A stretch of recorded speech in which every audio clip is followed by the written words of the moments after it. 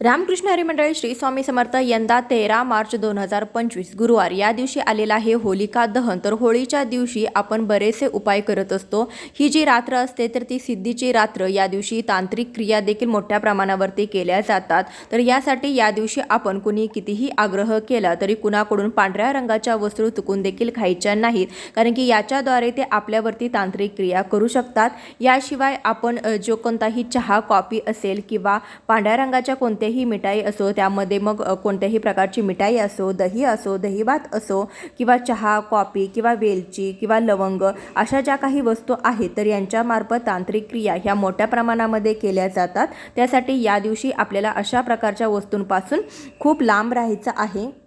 याशिवाय या दिवशी कुणाकडून खाऊचं पान म्हणजे विड्याचं पान देखील खायचं नाही। तर या गोष्टी या दिवशी लक्षात ठेवायच्या आहे। याबद्दलचा सविस्तर व्हिडिओ चॅनलवरती आहे, खालील त्रिकोणावरती क्लिक करून पूर्ण व्हिडिओ पहा। धन्यवाद।